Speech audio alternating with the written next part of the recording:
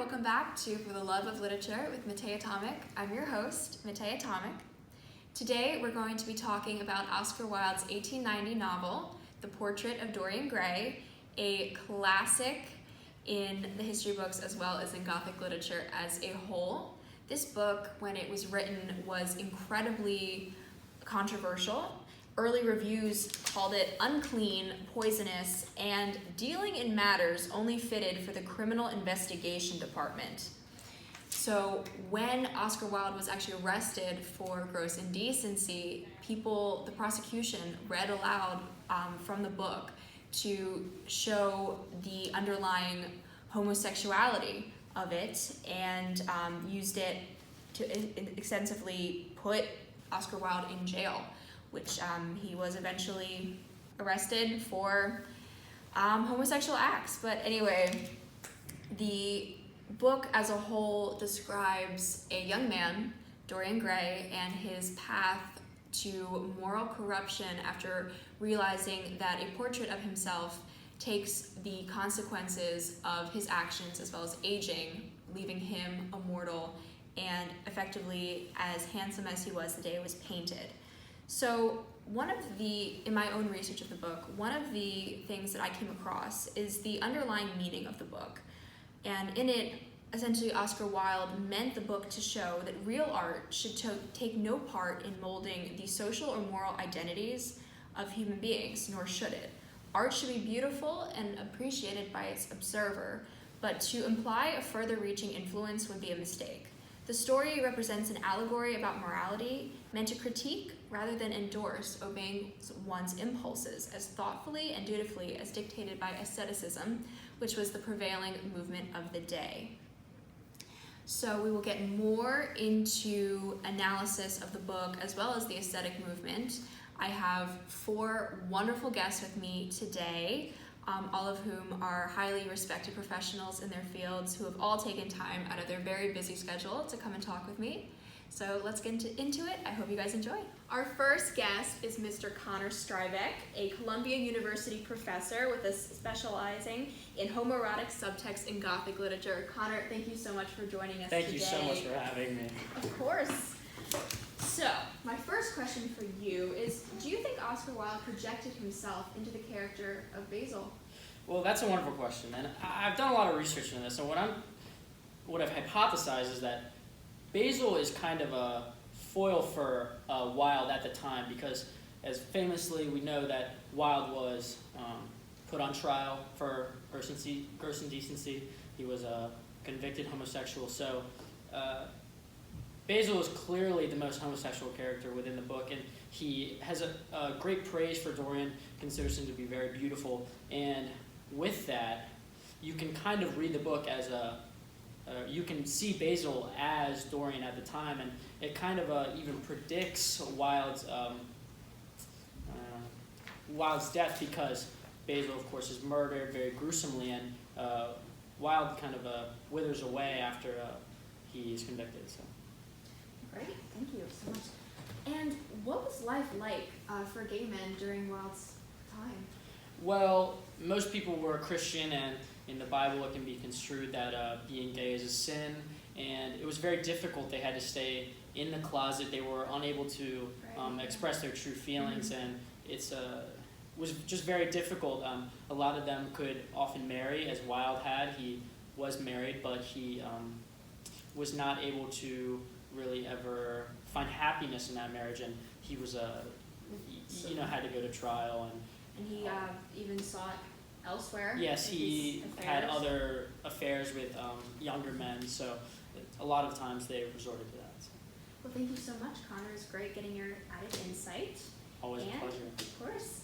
And our next guest with us today is Miss Lindsay Hall, a professor of art history and illustration at the Pratt Institute in New York City. Lindsay, thank you so much for joining me, especially on such short notice.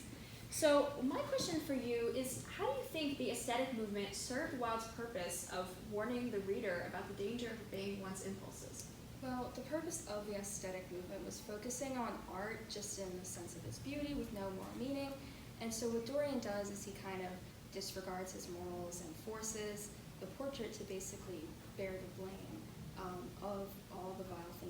does, and he destroys the art. So it's basically showing that art should have moral meaning. It shouldn't just be surface level beauty and like superficiality.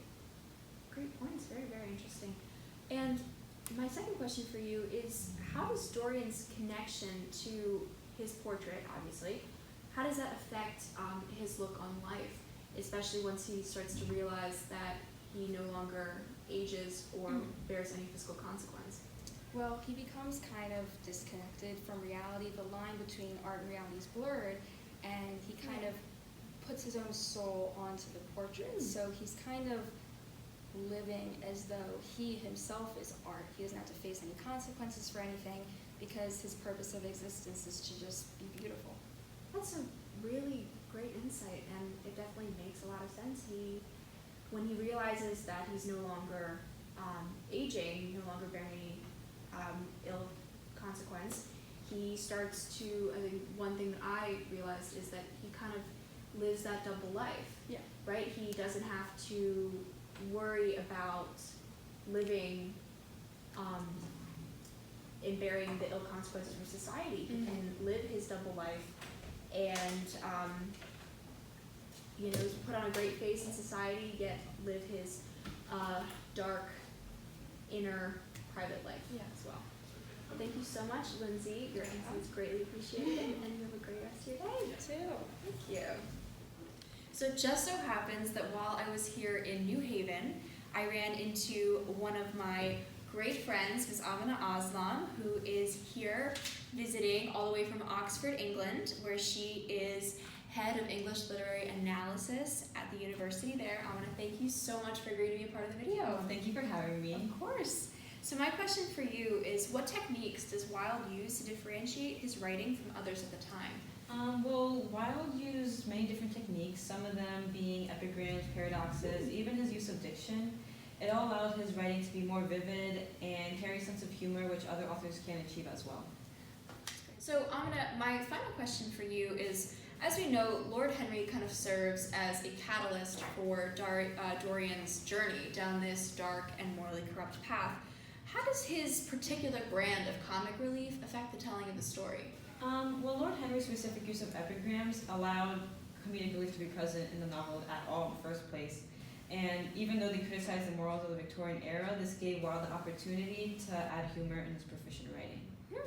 Because I definitely feel like it works. It doesn't seem like it would, but the whole juxtaposing of the dark nature of Dorian's crimes, murder, suicide, opium addiction, and then you have Lord Henry interjecting with some silly comment about a Greek philosopher or a Shakespearean tale.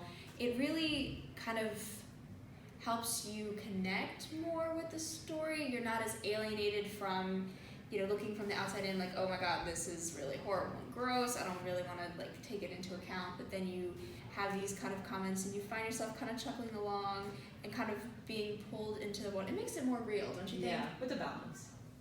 Well, Amina, thank you so much for taking time out of your own vacation, out of your own busy schedule to come and talk about the book with me. Of course, thank you so much for having me again. So here we are in New Haven, Connecticut at Yale University to talk to my next guest, Miss Alyssa Toney. She's the head of the sociology department, and she wonderfully agreed to take time out of her class schedule to come and be a part of this video. Alyssa, I'm so glad you can make it. Thank you very much for having me. Of course. So my question for you is, what is Lord Henry's main motive in corrupting Dorian? So Lord Henry was a big influencer on Dorian himself, and the reason that he was doing that is because he knew that Dorian himself had the beauty, had the appearance, and he wanted that for himself. He felt that influencing Dorian could kind of bring the beauty and the youth back to him in the way that he lives his own life. That's a really interesting way to put it. I hadn't thought of it that way, that he might have had kind of an ulterior motive, because it sort of seems when you're first are introduced to the character that he's just this kind of man who just lives his life by his own principles, and he kind of is just sharing his philosophy with Dorian without meaning to kind of pull him in. But after hearing your analysis, I definitely think it is really interesting to consider the fact that he had an ulterior motive, that he knew exactly what he was doing. And I apologize if this one seems kind of out of left field, but are we entering into a new aesthetic movement? I feel like we are, especially when people take a lot of pictures. They like to use Facetune and things like that so that their appearance kind of like brightens up.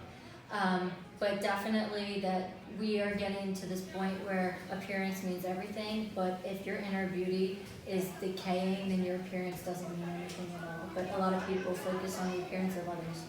Yeah, I definitely think the aesthetic movement was sort of just living life for the sake of beautiful things, and I can definitely see that popping up into our modern world, especially with the rise of influencers and things like that, people who are not famous because they have any true physical talent, but they're beautiful, they excite people, right? It's not that they're a good singer or a good actress or anything like that. They look nice. People like to look at them, and people want to emulate that. And I definitely can see sort of the aesthetic principles kind of coming back into our own life today. Alyssa, it was so great to talk to you. Thank you so much. I know you had a really busy schedule, and I'm really glad that you were able to come and talk. Thank you, it's not a problem.